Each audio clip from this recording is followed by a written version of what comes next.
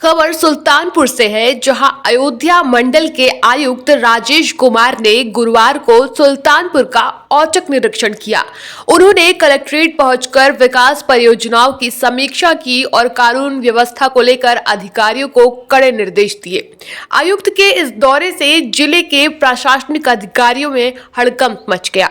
आयुक्त राजेश कुमार का स्वागत कलेक्ट्रेट में जिलाधिकारी कुमार हर्ष सहित जिला और पुलिस के अधिकारियों ने किया।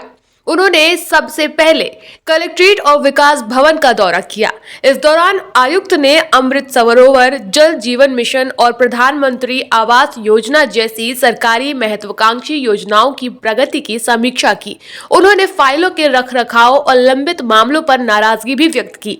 आयुक्त ने स्पष्ट किया कि विकास कार्यों की गुणवत्ता से कोई समझौता स्वीकार्य नहीं होगा। उन्होंने आगामी त्योहारों और सुरक्षा व्यवस्था के संबंध में पुलिस प्रशासन के साथ बैठक भी की। आयुक्त ने निर्देश दिए कि तहसील स्तर पर होने वाली जन सुनवाई का फीडबैक सीधे जनता से लिया जाए, जिससे भ्रष्टाचार पर प्रभावी अंकुश लगाया जा सके। सुबह के समय आयुक्त लम्हुआ तहसील भी पहुंचे। उन्होंने लम्हुआ में फाइलों के रखरखाव को बहुत अच्छा बताया। साथ ही IGRS एकीकृत शिकायत निवारण प्रणाली में 94% निस्तारण के रिकॉर्ड को भी बेहतर बताया है। कलेक्ट्रेट परिसर में सभी पटलों का निरीक्षण किया गया है, कोर्ट का निरीक्षण किया गया है। एक तो यहाँ पे जो 5 साल से अधिक पुराने वाले केसेस थे, काफी तेजी से आप लोगों ने निपटाए हैं, तो उसको बस ये है कि उसको पूरी तरह खत्म करने के लिए कहा गया है। मुश्किल से आई थिंक 100 से कम केस बचे होंगे। उसके अलावा ये जो बिल्डिंग्स यहाँ पे बनी हुई है, उसमें डीएम साहब ने कुछ ध्वस्तीकरण के भी आदेश दिए हुए हैं, तो कोर्ट्स और अच्छे सुव्यवस्थित तरीके से आपका प्रस्ताव गया हुआ है। वो आने के बाद कोर्ट्स और अच्छे भी बन जाएंगे, तो एक सुविधा सबको मिलेगी उसमें।